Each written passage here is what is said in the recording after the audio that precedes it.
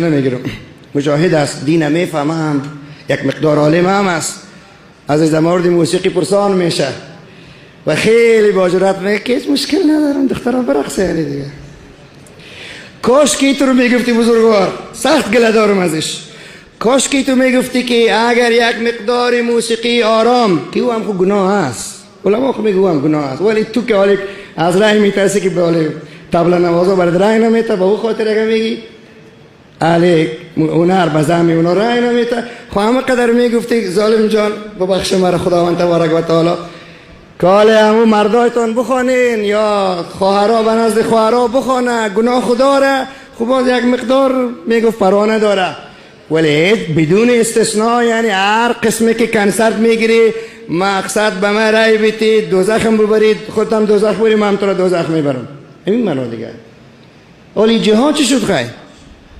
جهاد چی شد؟ خون چند میلیون شهید چی شد؟ ما از کمونیستا هیچ گله نداریم.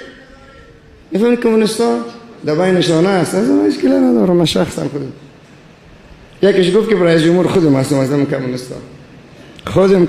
رتاق گفت که رئیس جمهور اگر نگو گفت خودم هستم. از اون چی گله کنم؟ ما از تکنوکرات ها که از غرب آمدن از اونها چی گله کنیم؟ ما نخو اینا لله میگن که زنایشان و دختراشان مسلمان نیست، میگن والله اعلم، تا نباشد چیزی که مردم نگوید چیزها. یک چیز خواست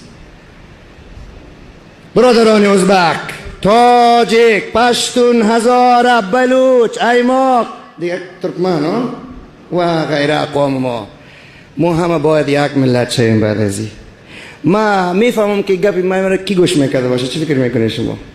شاید چند میلیون نفر گپ من گوش نکنه، ولی وقتی میدانم که چند هزار نفر گپ من گوش میکنه، نه مسئولیت خود ادا کنم. یعنی اگر لاله های ما برادرای کلان مولای صاحبای دیگه هم که هر کدام صدها هزارها نفر دارن خیلی روشنگری بکنن، بسیار نرم، بسیار علمی، بسیار با قانون، بسیار با فهم، خیلی با حوصله، خیلی خوشخوی، مردم بگه نه افراط کنیم نه تفرید.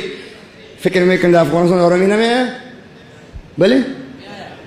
دیروز یک جای مولای صاحب بود میگفت که مولای صاحب خود هیچ کدامی از کمپاین اشتراک نکردن. هم ما گفتم ما اشتراک مولای صاحب کرده، بیشتر شده تو نگویم که باز قهر میشه سر کرده سر. خب بعضی ما گفتم نیست، بعضی نه، به هزاران تن، فقط در برابر $100 بگوین استغفرالله، حتی در جای در برابر 500 افغانی. انا لله. ملا را با 500 افغانی بازی میده. ای هم شد وارثی نبی علیه السلام. ما هم تو کنم شما مرا وارث میدانید؟ ای چی نشانی است؟ ای چی بدبختی است؟ کسایی که شما تلویزیون ها میبینید خبرها رو میشنوید، در خبرها گفت که یکی از والی ها را یکی از کاندیدا، اون نام نگیرید ما هم نام نمیگیرم، یکی از والی ها را که طرف پاکستان که نزدیک از طرف اون طرف گفت یکی از والی ها را یکی از کاندیداها گفته که باید 3.5 لک رای فردا جور کنی برم. این چه گفت است؟ قصابیست؟ باید اینخه گوشت جور کنی. خب رای خب بزور نیست، رای بزور نیست، رای بغوری پلاو نیست. سخنرانی کلای مردم خوب کردن بیخی. در آخر یک غوری پلاو دارن، پلاو همی خوب پلاو میته، پلاوش هم اگر خوردی خیر، حالی خوردی خیر خونی، حالی خزر جان کدی در شما، حالی خود با بی رای خیانت نکنیم. اگر رای میتیم ورم با کسی رای بیتیم که یک اندکی خوبی های اقلا وجدان داشته باشه، اقلا خون مردم خون نفروشه، اقلا در این جوانکای ما همیار شما برین به هزاران خانه دخترکا بیوزن، از دختر جوان بیوزن شده 15 ساله است. چی میگه در خط روان که مولای صاحب شیرم اسکر بود کشته شده 15 ساله هستم دیگه شاور کنم دلت در میگیره یا نه؟ این 3-4 سال خودشان اعتراف کردن که تنها از اردوی ما 40,000 نفر خونش ریخت. 40,000. یک کاندید دیگه گفت دروغ میگن، گفت 60,000 است. یکی چند لگی دیگه ملت مرده، او رو ملت آخه حساب نمیکنه. این ملت حساب نمیکنه که ملت چند تا مرده، مقابل چند تا بیچاره شده.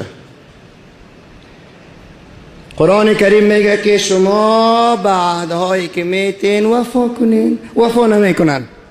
حتی باز بخیر که یکیشان که یا به تقلب یا به زور یا به اون مردکه که آمد از امریکا چی نام داشت، جان کوری، او خود انشالله یه دفعه نمیایم. عموم خسته شدم، او خبیثم خسته شد از ما شما. فکر نکنم که عموم این دفعه بیایی اگر جنجال شود. او آمده بود، باز انتخابات خود نبود دیگه، مشکلات بود. باز او آمد گفت گمش کنین دیگه، شما خو انتخابات هم یاد ندارین، نه قانون اسلام عمل میکن نه قانون کفر. و بیاین گمش کنین، جور بیاین بهتون. یکیتون موتر دوشترینگه است، یکیتون رئیس جمهور شین. ولی این دفعه من تو نمیفهم که چی میکنه.